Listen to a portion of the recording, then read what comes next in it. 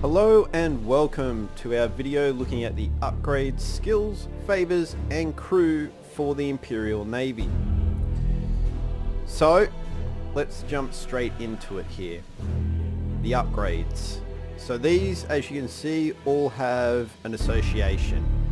So energy, generator, deck and hull and weaponry. So unfortunately you can't really see it outside of this here, but in game, for those who haven't played a match, there are 3 subsystems you can target on each ship. They are engine, generator, deck and the weapons. The hull is obviously just what you're doing damage to in general. So a lot of these upgrades, or a number of these upgrades, can be stopped by taking out and targeting that specific subsystem. So, what do we actually have inside of each of them? So, with the engine, maneuvering thrusters, straight up 5 degree per second increase in your rotation speed. Obviously has its uses, especially with the bigger ships. So if we just have a quick look at the battleship, which is our largest ship, it only has a 5 degree per second rotation speed.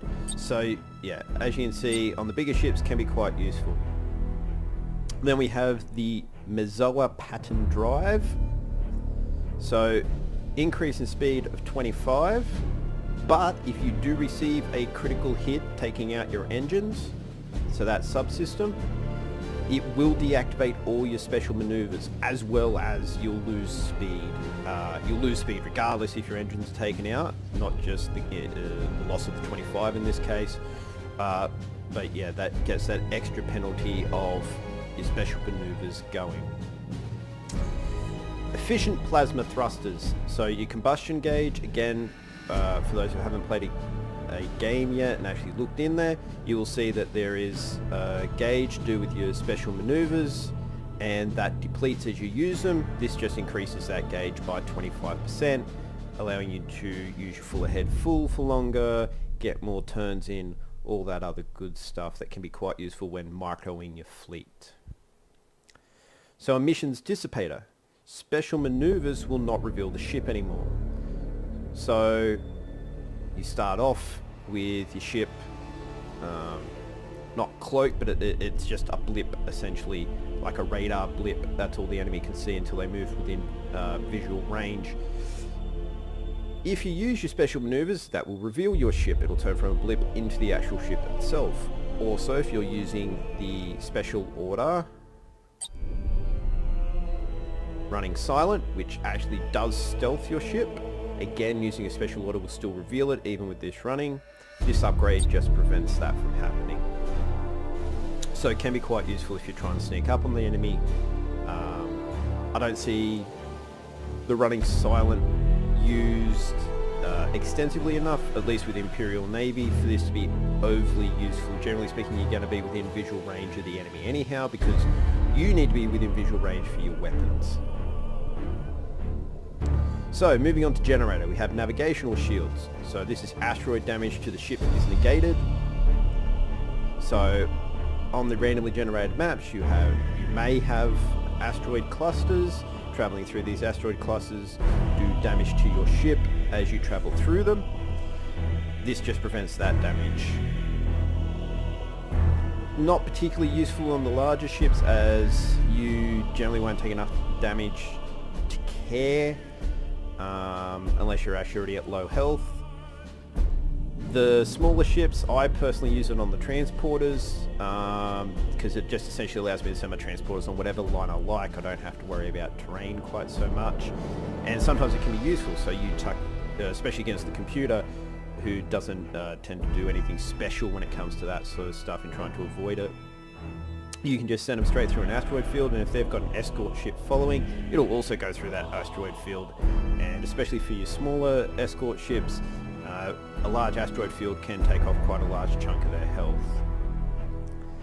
So, auxiliary shield capacitors, reload speed of your shields improved by 50%. So once your shields are depleted, there's a recharge time, which is you can visually see the bar rebuilding. just cuts the time in half. Obviously quite useful, again especially on the larger ships which start with that higher shield. Or if you've given them this upgrade, the additional voice shield generator, which is added either 100 points for your line ships or 50 points for your escort ships, and just allows it to regenerate that little bit quicker, which is nice. And obviously this is good because it's just straight up increase to health.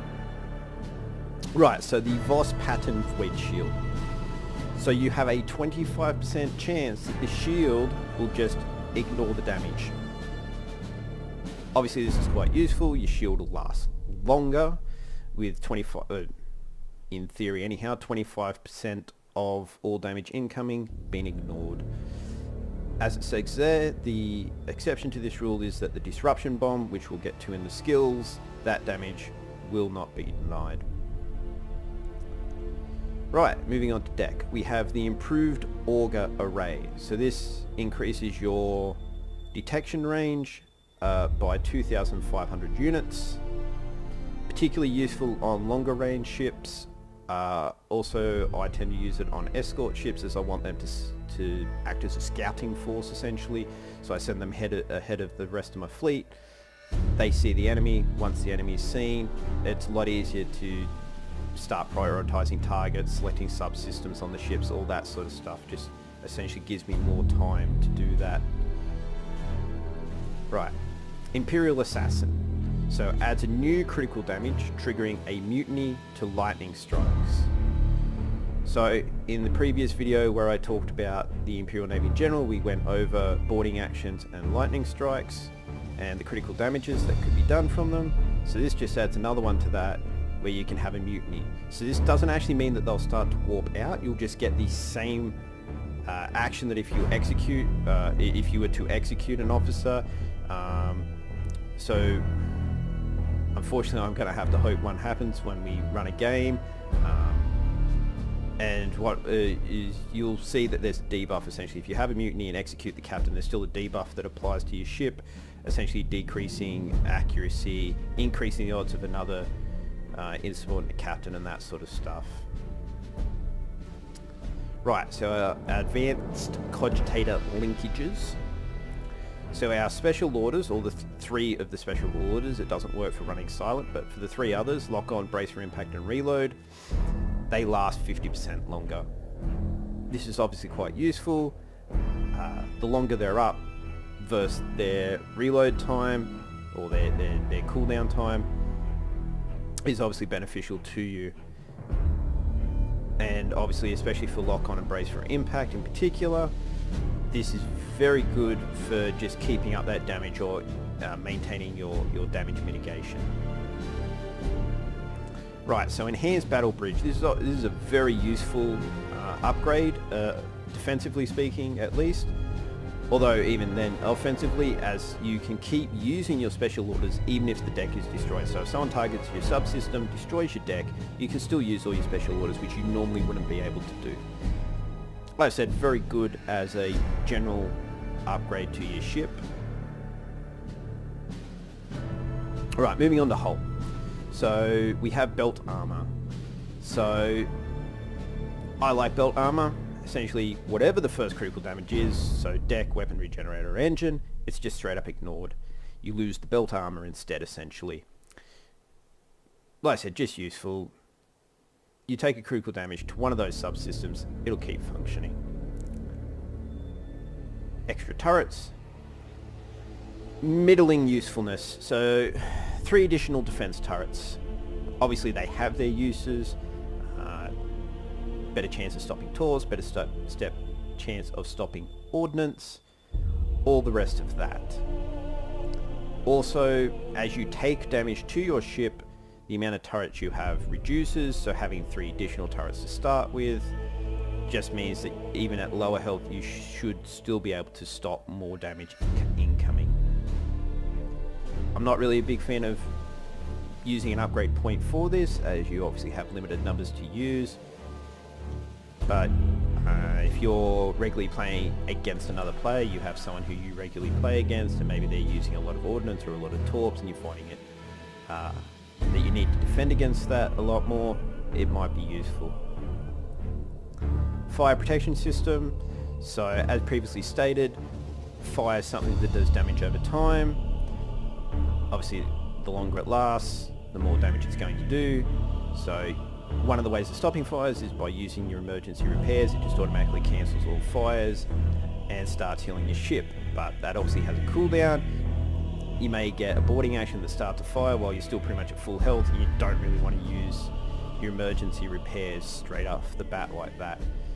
So putting this on your ship, 50% shorter, you're going to lose less health.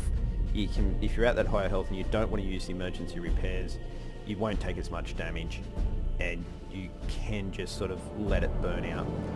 I also kind of like using this on my smaller ships who have less health to start with, especially escort ships. It can be useful as essentially a fire can destroy them entirely. Right, so this one's grayed out because I don't actually have a ram, which can be seen on this ship here. You can actually see that lovely ram. So straight up 50% increase to your ramming damage. You attempt to ram something, you get 50% extra damage off of it. Yay! Pretty simple. Right, weaponry. So increase range of all your macro weaponry by 3,000 units. Pretty simple, more range. Just keep in mind that you do lose accuracy at greater ranges, although we have an upgrade for that, which we'll get to in a second. So, Lightning Strike, one additional assault action. Obviously this is quite useful. More assault actions, better chance of actually getting one successful. Although with Imperial Navy, I'm not usually relying on that for my damage. This is probably something that you're going to use in other fleets more, but we'll talk about that when we cover the other races. So yeah, that one's fairly standard. Armor piercing ammunition. So this essentially turns your macro weapons into lancers, but you have to be within 3,000 units or less. So you have to be able to maintain that. On your bigger ships in particular, which tend to be slow, not particularly useful. If I was going to use it, it'd probably be on the light cruisers where I'm a bit quicker and I've got a slightly better chance of actually maintaining that range, being able to stay in there, as most other races are quicker, and one of the ones that isn't, that being the orcs, I don't really want to be within that closer range of them because that actually helps them. So middling usefulness, but it is a potential way of setting up your fleet tactics wise. Right, automated refueling systems. This lowers the cooldowns on your squadrons. So if you are going to be running with squadrons, especially a lot of them, Imperial Navy has the flexibility to run with a decent number. Not my personal choice to do with Imperial Navy, but if you are going to, I would highly recommend this, as it essentially just increases how often those flights of bombers are going out, meaning damage. More damage, more often, always good. Right, as mentioned earlier, you can mitigate some of that accuracy loss over distance. So as you can see here, above 6k distance, your accuracy loss is reduced by 50%. So just so that you don't get confused by what they mean by that, they then go and explain in detail. So at 9k you will have 50% accuracy, so roughly half your shots will hit. 12k 40%, 15k 30%. So essentially your 15k is now your old 12k. 15k, at least with Imperial ships, hard to get to with much except some of the larger ships. You could obviously increase for your battleship, and for the Overlord you can get up to 15k on both their weaponries with the upgrades. Speaking of which, our Lance upgrade to 3,000 units. Exactly the same as the macro one. Obviously the thing with this one, Lancers are going to hit regardless, so the accuracy upgrade not particularly useful for them. But if you were upgrading your plasma macros on either your Retribution battleship or your Overlord battlecruiser, you would probably want that upgrade. Lancers, on the other hand, with say your Gothic or your Lunar even, not needed. Right, again grayed out because I don't have torps on this, but straight up increase of 50% speed on your torps. Useful, especially at the shorter ranges for your torps, makes it a lot harder for people to maneuver out of their way. It can make it easier to target them, although, like I said, that's one of those things that you sort of get used to as you use the fleet and use the torps more and more, is successfully being able to judge when to fire them. And our final upgrade, Disruption Overcharge. So ships' Lancers do 50% more damage against shields. So Lancers, generally speaking, don't do as much damage against shields as they do against armor. They're designed to take out armor essentially, whereas your macro weaponry designed to sort of do a bit of both. The Lancers are primarily an armor thing. This just means that now they're relatively useful against both. Again, with some of your ships, like this ship here, it has the 2 turrets.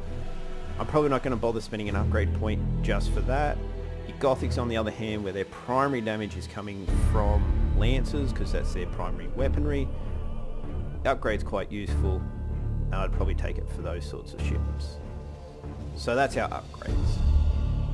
So that's just standard across all your Imperial Navy ships. Obviously, if it's not available on that ship because of the loadout, it'll be grayed out. Other than that, pick away. And this is stuff you can play around with, and may depend on the strategies you want to use, but we'll talk more about that in another video. So skills. Again, these are standard across the board. As you can see, again, come in a range of categories. This can allow you to specialize your ships. So, starting off with defense. So, 10 seconds, just straight up impenetrable. They'll take no damage. And yeah, I mean, there's not much more to it. It's just 10 seconds of your shield absorbing all damage coming in.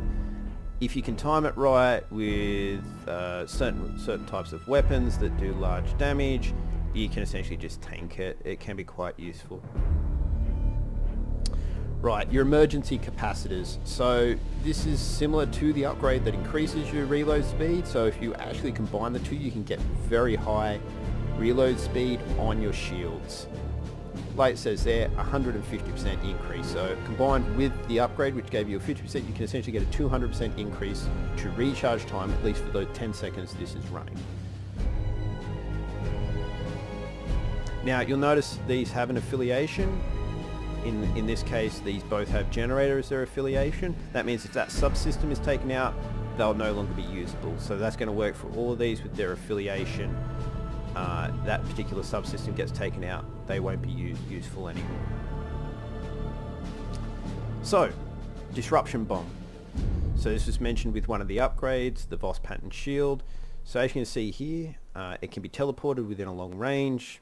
In this case 10,000 is quite a decent range. Has a 1500 radius, a delay of 10 seconds, so that's important to note. So when you're placing this, you need to try and place it so that a ship going into it will not be able to maneuver out of it. Either it's trapped in some way, or you've just seen it use its all ahead full and or other special maneuvers, so you know its gauge is depleted, if not fully, at least enough that hopefully it won't be able to get out. Because 10 seconds is a fair bit of time, and especially for faster ships, not so much the slower ships, which this can be more useful against in general anyhow, they will have time to get out of the way. But what does it do? Well, as it states there, when it explodes, it depletes all shields in its effect area, and just straight up shields to zero.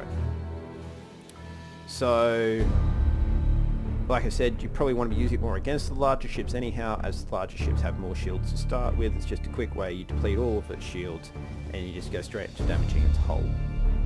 And as stated, on that upgrade, the Voss pattern shield, it will not stop this, it'll still just deplete to zero. So the plasma bomb. So very similar, same area of effect, same delay, same range. The difference here is it's purely damage dealing. So as it states, it deals 100 damage to all ships within 750 units from the center, 50 damage to all ships between the 750 and 1500, and it does ignore armor. So if you can use these in conjunction, so you can place your disruption bomb, get rid of their shields, then place your plasma bomb, and now they're going to take the full brunt of that damage. As it says there though, plasma bombs destroy other bombs when they explode. So just keep that in mind. You will actually see the computer do it. It's not necessarily particularly good at the use of these. It'll place other bombs, it'll place a plasma bomb. The plasma bomb will go off first, and the other bombs just disappear. Something to keep in mind when you're using it. So yeah. Can be quite useful for doing damage, especially to obviously a group of ships.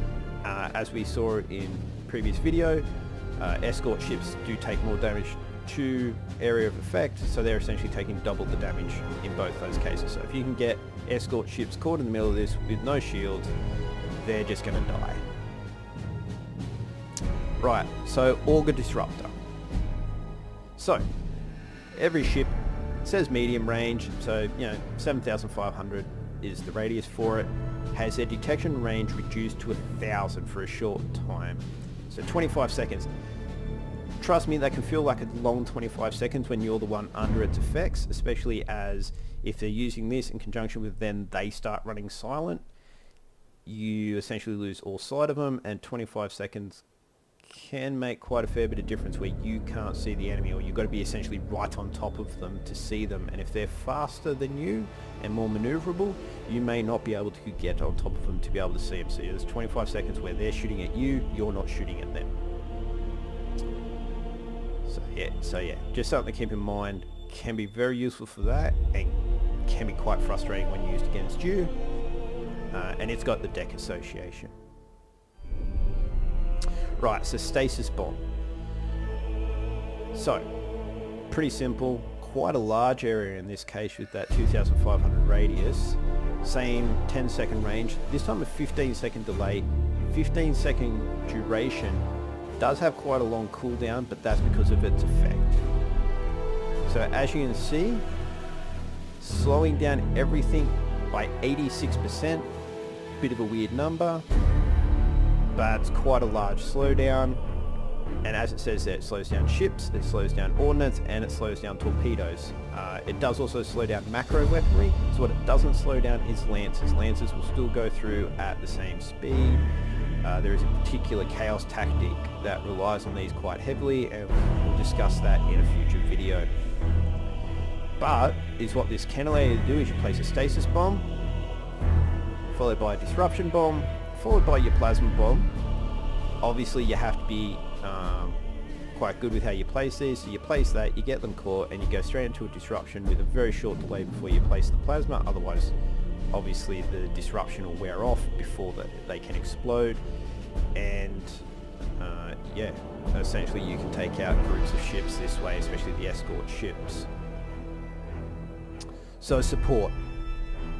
So rally. Rally is something I tend to go with quite a bit, especially on my higher ranking ships, on my battleship, my battle cruisers, which I essentially use as my admiral ship. And as it says there, just cancels insubordination and you won't get the mutiny penalty. So quite useful. Long cooldown, so if you have a few ships sort of do it in close timing to each other, or off even the same trigger, then you're only going to get one of them unless you start placing multiple ships with this particular upgrade. Obviously a call you have to make, but just something that can be quite useful.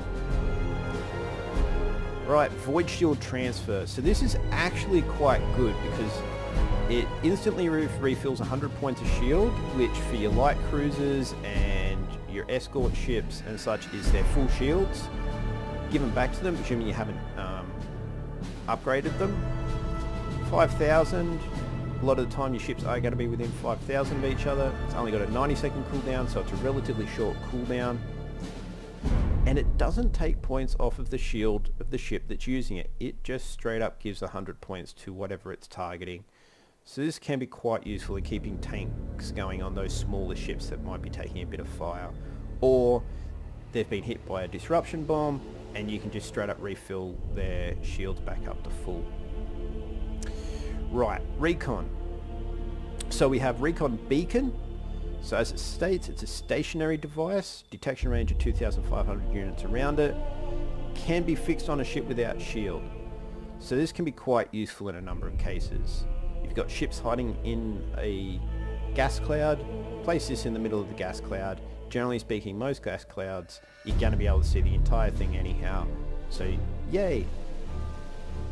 Place it on a ship. This can be quite useful for ships that are faster than you and you might be having trouble keeping up, and they use running silent and other things to try and essentially keep away. If you can get one of these on them, which as they do have quite a long range there of 10,000, which can be longer than your actual weapon range, you can hopefully keep them within sight. You know, they've got a duration of 3 minutes. You get this onto a ship, hopefully you'll just keep sight of it, you'll be able to get damage onto it and kill it before it wears out. Then you have your auger probe. So this sends a probe, travels at 600, so quite fast, and it essentially just travels in a straight line that you determine. Any ships that enter its area of effect, which is the same as the Recon beacon here, you will reveal them. Now it'll only reveal them while they're inside its detection range, and obviously it's moving. So if they are running silent, you may reveal them, then as soon as they've moved outside the range, they'll be back to being invisible to you. This can be particularly useful for long range, slow ships, because they're going to have trouble keeping the enemy within sight, so that you want to be firing at the long range, which is going to be outside your detection range. The enemy ship, faster than you can't really keep up with it. They keep it in there, and they're doing stuff like running silent and such to make it harder for you to shoot at them.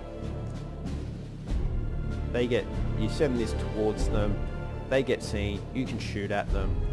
If you're in range, you can double up, you can hit them with this. If their shields are down, you can then hit them with this, and hopefully keep them then revealed so you can kill them.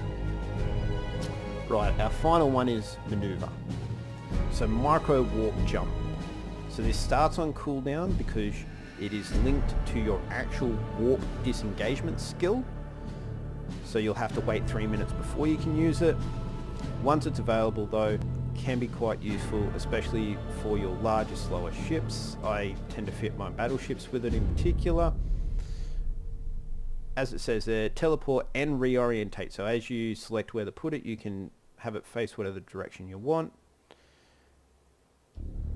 It gets placed there. You can then just go from there. So this can be useful for when they're running away from you, you can move. So this skill in particular, because it's within your detection range, this skill in particular benefits from having the increased detection range upgrade, as it allows you to move even further with it, and I have surprised enemies with it. Not so much with Imperial ships, although it can be quite useful with them to keep up with the other ships that might be a bit faster than them. With other ships, I have definitely been able to get suddenly right on top of enemies and surprise them.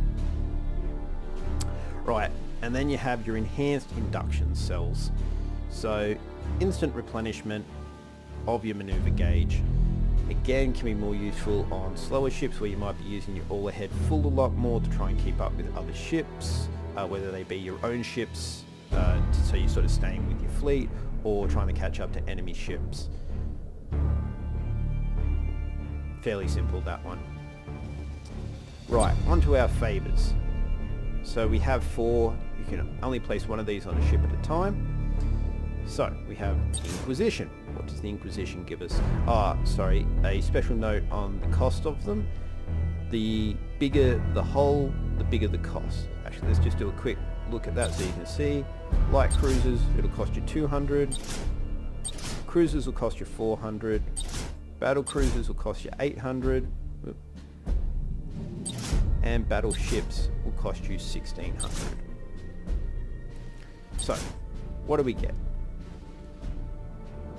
We get the Emperor's Tarot. So the designated enemy ship signal is identified. So you can just go, okay, I want to reveal that blip, and it's done. It's unlimited range. You can do this off the bat and start revealing ships from the beginning of the match.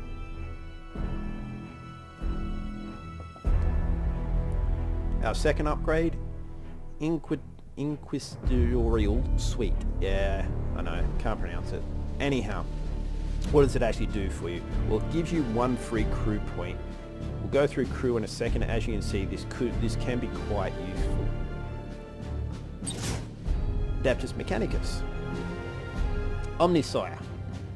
Straight up free upgrade slot. So each ship can only get to level 10. You only get upgrade slots every 2 levels, so that's 5 in total. This gives you that extra 1. You can get 6 upgrade slots. Obviously, just straight up useful. You also gain a skill slot, so as you can see off to the side here, each class of ship has a certain amount of skill slots, like Cruisers 1, Cruisers 2, Battle Cruisers 3, and your battleship has 4. This just gives you an extra 1. So extra upgrade slot and an extra skill slot. Okay, so now we have the Imperial Navy. So as you can see here, the Imperial Navy is quite good. 0% chance of insubordination across the board, doesn't matter what's happening. I like using this again on the ships I want to use as my Admiral ship, combined with the rally skill means they're not going to be running, and it means that they can then hopefully stop other ships that may be running. And then you get your reinforcements, so you get a Cobra class escort ship, which you can place anywhere inside your detection range. As it states there, it's on cooldown at the start of battle, so you'll have to wait those 3 minutes before being able to bring it in. Yeah. Cobras we've already been over, so I'll leave it up to you to determine the usefulness of that particular one. Mostly I get it for that, and that's quite good. And finally, the Adeptus Astartes. So we get a Terminator Lightning Strike. So this replaces your normal Lightning Strike with a Terminator Lightning Strike. So a lot of the same rules that are normally applied to Lightning Strikes, but what does it have is that makes it worthwhile? Well, it reduces the enemy troop value by 10. So that means you've got a higher chance of getting a successful strike. So, it also says there, yeah, which it says there, can only still deal temporary critical damage, unfortunately, but yeah, reducing that troop value, increasing your odds of getting a successful one, and then it gives you Space Marines. So it ups the troop value on your ship by 5, and for your boarding, so for your broadside boarding action, you will get 1 additional assault action on that. So it doesn't necessarily increase your chances of getting a successful assault action directly, but by having an additional one, that increases your odds of getting a successful one in the use of the skill. And obviously if you might end up with, instead of say 2, if you're all successful, to 3. So yay, and it increases your actual defense against the same thing. Right, so that's the Favours. Crew. As you see, we have a range of crew. So again, this is limited. You will only get a total of